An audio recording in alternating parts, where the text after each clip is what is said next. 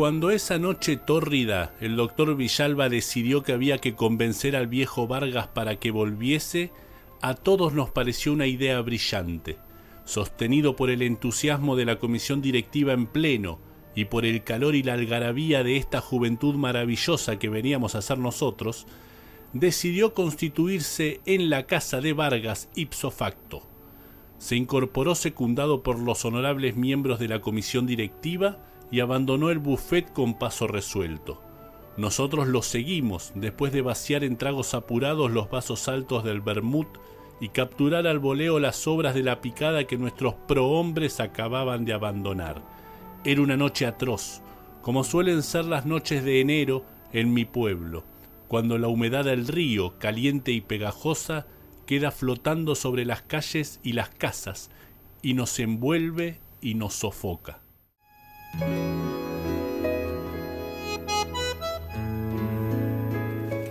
El que iba adelante era el doctor, naturalmente, y los que íbamos atrás, los más chicos sobre todo, no podíamos menos que quedarnos admirados. El traje a medida, la corbata brillante, el pañuelo al tono en el bolsillo del saco, el pelo tirantísimo y fijador, los anteojos negros elegantes y ese paso de tipo ganador que se lleva todo por delante, con esos trancos largos y elásticos como de tigre. Caminamos las 8 cuadras a buen paso y terminamos ensopados de sudor. Todos, salvo el presidente, que parecía flotar en una burbuja fresca y traslúcida que lo exoneraba de todo.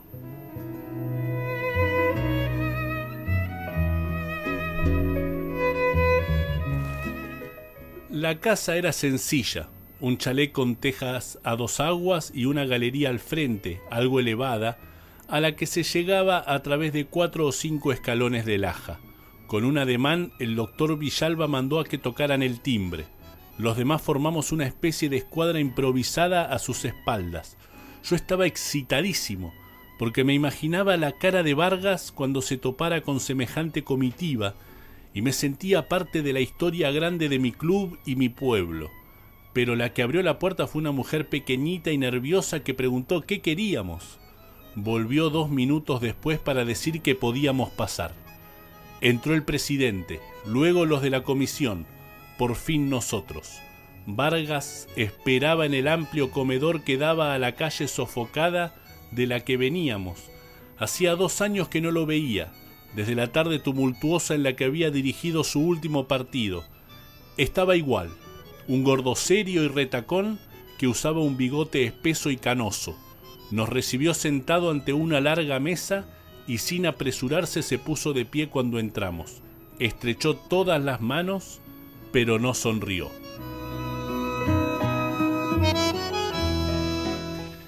El presidente Villalba se le sentó enfrente y los de la comisión se repartieron a cada lado.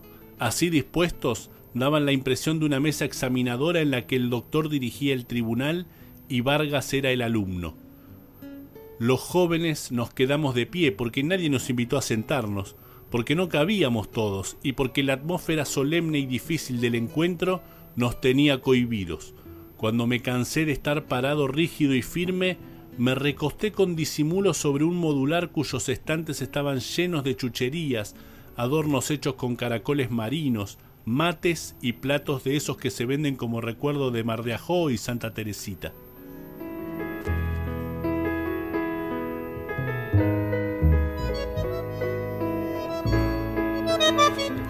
El presidente fue al grano, sin demasiado prólogo porque, según afirmó, no eran tiempos para sutilezas literarias, ya que el club estaba en una situación desesperada.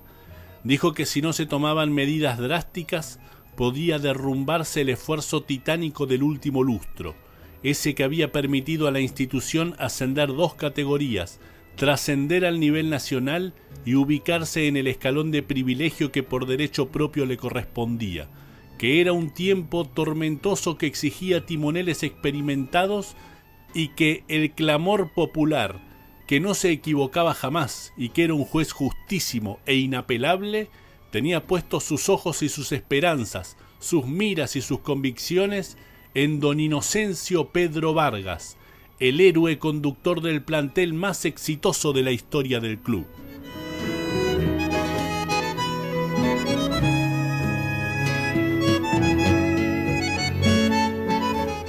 Cuando terminó, algunos de los más jóvenes estuvieron a punto de ponerse a aplaudir, pero se contuvieron. Entró la mujer que nos había recibido, se acercó a su marido con pasos cortos y sonoros y le dijo algo al oído. Vargas preguntó si todos tomaban café, y Villalba aceptó por él y por el resto. La mujer volvió a la cocina. Al cerrar la puerta sentí un soplo de aire fresco que venía del otro lado y caí en la cuenta de que en el comedor el aire se había convertido en poco menos que en vapor de sopa.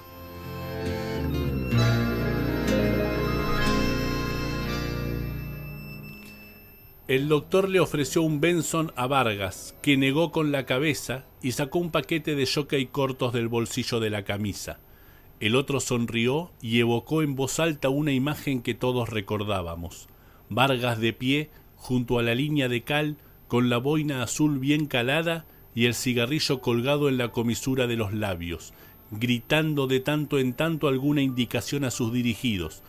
Todos sonrieron al recordarlo, porque esa estampa nos llevaba a los tiempos gloriosos del doble ascenso, cuando el equipo parecía una máquina indestructible.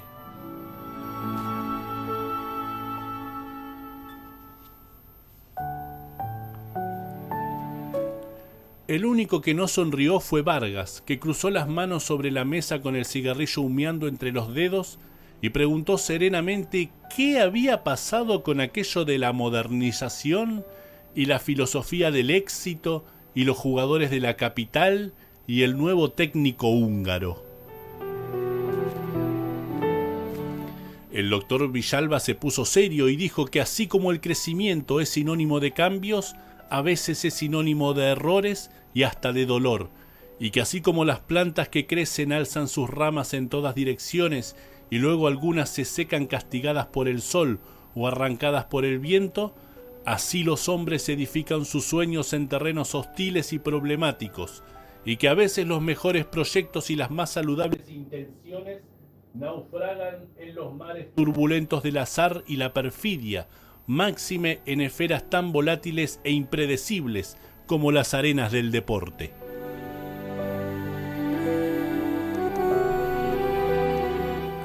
Entró la mujer sosteniendo la bandeja del café y volvió el silencio. Villalba se apresuró a ponerse de pie para ayudarla a repartir los pocillos. Vargas permaneció sentado y agradeció con una inclinación de cabeza cuando le alcanzaron el suyo.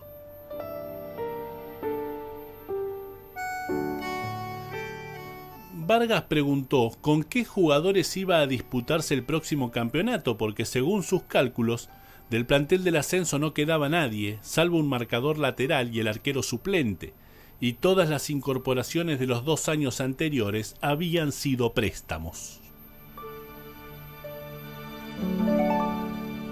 Villalba alzó ambas manos, bajó la cabeza y dijo que se rendía ante la capacidad de análisis y la velocidad de anticipación de las dificultades que demostraba cabalmente Vargas.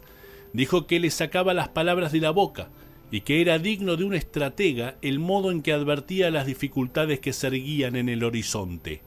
Dijo que eran tiempos de una gravedad insólita, precisamente porque el club enfrentaba una situación económica desesperante, que ciertamente esos muchachos ilustres, artífices de la hazaña del doble ascenso, habían dejado su sitio a las nuevas estrellas llegadas de la mano del húngaro, y que justamente el dinero ingresado por sus pases había permitido afrontar el ambicioso proyecto del último bienio, pero que el descenso reciente obligaba a replantear las estrategias del club si lo que pretendía era retornar a las pretéritas abundancias, y que los tiempos que se avecinaban eran de entrega y sacrificio, hechos a la medida de hombres con espíritu de titanes, hombres capaces de forjar a jóvenes de acero, porque precisamente esa y no otra sería la tarea impostergable del futuro inmediato: extraer de la cantera de las inferiores las joyas, las alhajas, los eslabones de una nueva cadena de éxitos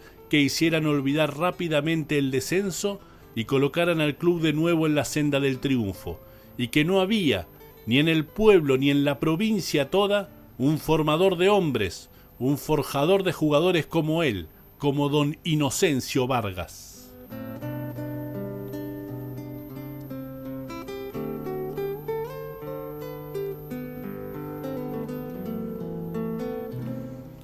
El doctor había sido tan vehemente en ese tramo de su discurso que un mechón engominado le resbaló sobre la frente, aunque se apresuró a ordenarlo con un ademán veloz de la mano izquierda. Entró la mujer con la bandeja vacía, recorrió la mesa retirando los pocillos.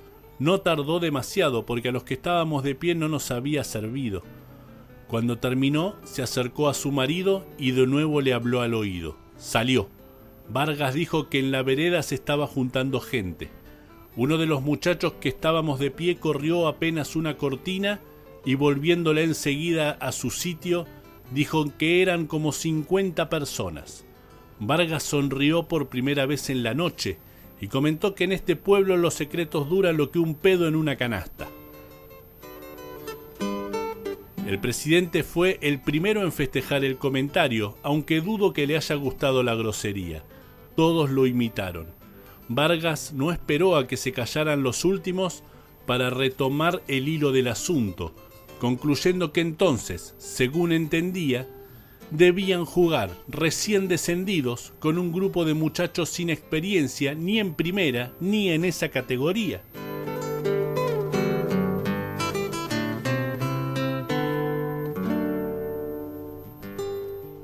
El doctor Villalba volvió al tono solemne y contrariado. Dijo que sí, que la verdad cruda es un remedio a veces detestado pero siempre preferible al engaño dulce de los placebos, y que en esa hora, la hora más difícil, solo había sitio para la sinceridad más descarnada, y que era precisamente la urgencia atroz del momento la que lo señalaba a él, a Inocencio Vargas, como el único salvador posible de esa nave en mares de zozobra, porque, aunque no quería ser ave de mal agüero, la categoría en la que habrían de jugar era sumamente difícil y cabía la posibilidad horrorosa de que la campaña terminase en un nuevo descenso. Mirándose las manos dijo que eso significaría echar por la borda el esfuerzo mancomunado de los últimos 5 años, porque la institución volvería al lugar ignominioso en el que había ya sido sumergida, y eso era justamente lo que había que impedir, y que ese era todo el motivo por el cual se había constituido esa comitiva que él tenía el orgullo de encabezar, para decirle que no desatendiera el llamado de la historia y el clamor de quienes lo admiraban y lo querían bien.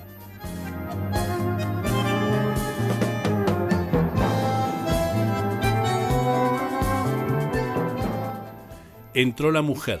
Se la veía nerviosa, pero esta vez no se acercó a su marido. Lo miró fijo mientras recorría la mesa y los muebles vaciando los ceniceros en un tachito. Salió y cerró la puerta. Vargas encendió un nuevo cigarrillo.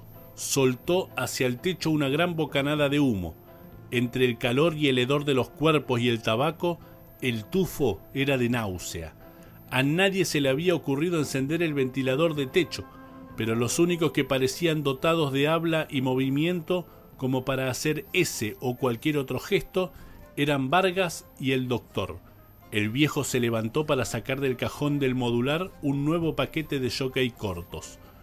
Cuando iba de nuevo hacia la mesa, se detuvo ante la ventana y espió tras la cortina. Mientras se sentaba haciendo crujir la silla de roble, comentó que afuera se habían juntado ya más de 200 personas. Yo ya lo sabía porque, aún sin asomarse, uno se percataba del gentío por el rumor de voces que llegaba desde la vereda. Me extrañó un poco ver que los ojos de Vargas brillaban.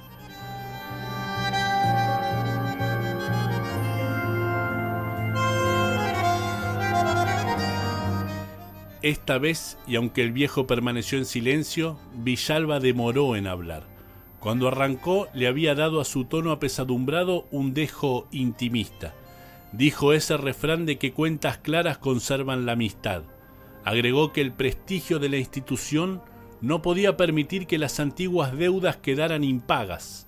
y que, si en el frenesí modernizador de los últimos 2 años el club había cometido el descuido de no cancelar la deuda de sus honorarios como entrenador, no debía atribuirlo a mala voluntad o ingratitud, sino únicamente a las desprolijidades propias de un organismo vivo que quiere crecer aunque lo haga tumultuosamente, como el club al que todos los presentes amaban, y que la primera medida administrativa que iba a tomar el lunes por la mañana sería abonar los compromisos que con él tenía la institución, porque sus autoridades comprendían perfectamente la completa licitud del reclamo que en varias ocasiones don Inocencio les había hecho llegar, y que nada puede construirse en el largo plazo sino es a partir del respeto escrupuloso de los compromisos contraídos.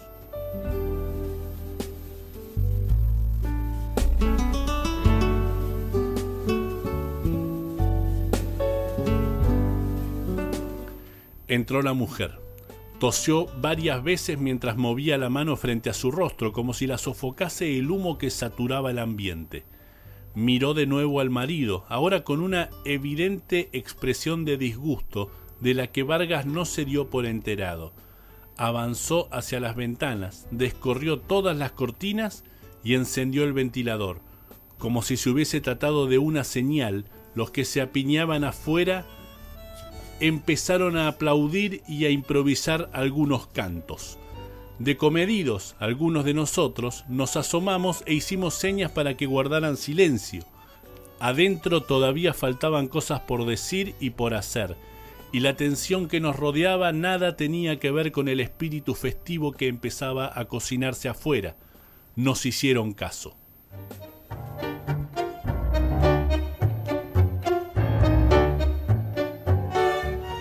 Por primera vez los ojos de Vargas se posaron en los míos, mientras volvía a ocupar mi puesto junto al modular.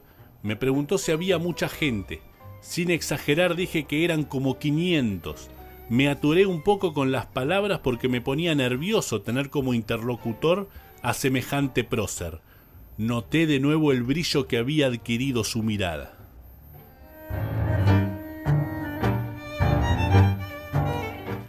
Vargas se puso de pie, miró a Villalba directamente y con tono afable dijo que seguramente no había que dejar esperando a tanta gente en ese calor sofocante sin dar a conocer las buenas nuevas. La expresión del presidente pasó de la tensión al alivio y del alivio a la alegría. «¡Venga esa mano, mi amigo!», dijo el doctor irguiéndose también. La sonrisa le iba de una oreja a la otra y se le veían los dientes blanquísimos.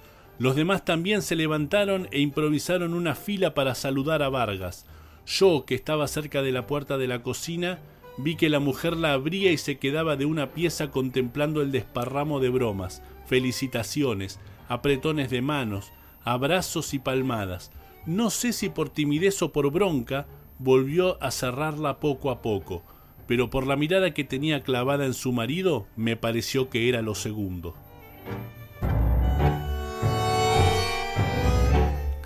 Enseguida el presidente dio la vuelta alrededor de la mesa, apoyó la mano sobre el hombro del viejo y lo condujo hacia la puerta, mientras con un gesto perentorio le indicaba al chico que estaba más próximo al umbral que la abriese de par en par.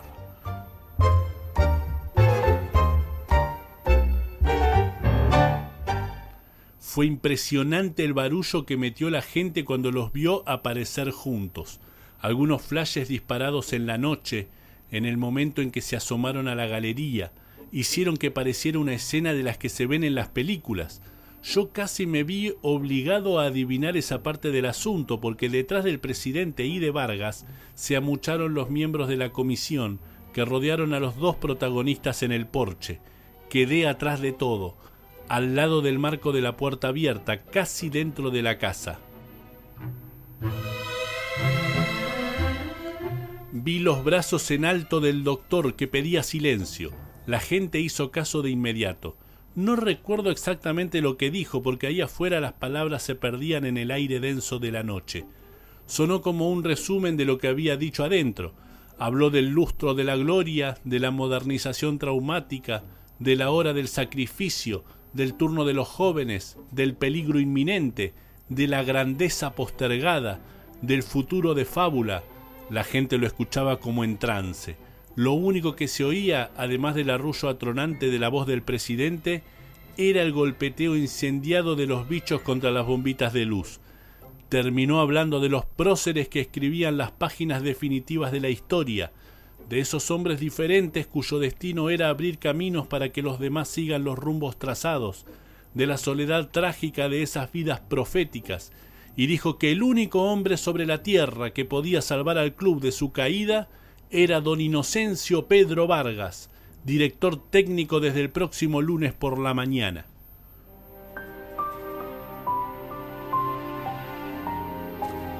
Los aplausos no arrancaron enseguida, como si el hechizo de su voz profunda tardara en disiparse, pero bastó con que alguno de la comisión empezase para que una ovación creciente y duradera se contagiara y sonase como un torrente caudaloso.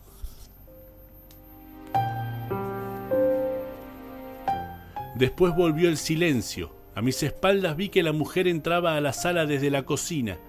Hacía caso omiso del alboroto de la multitud que palpitaba en la vereda, y comenzaba a barrer bajo la mesa y las sillas mientras meneaba tristemente la cabeza.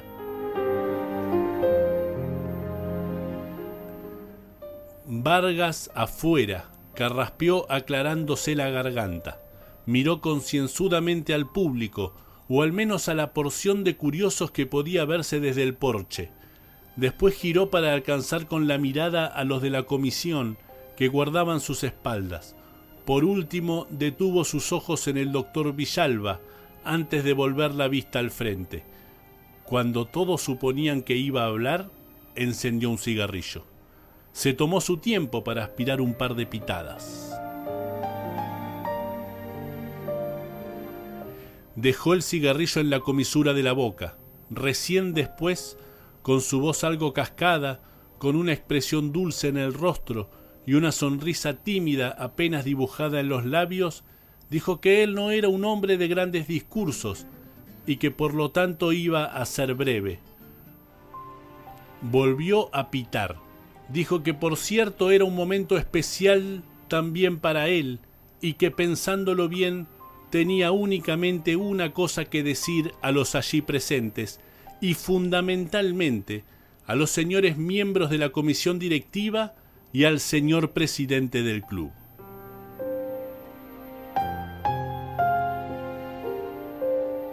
Se sacó el cigarrillo de los labios, lo pisó contra las baldosas del porche, Vargas. Miró al presidente, a la comisión, al resto de la comitiva, al enjambre de curiosos, y nos mandó a todos a cagar a los yuyos. Pegó media vuelta y cerró con un portazo.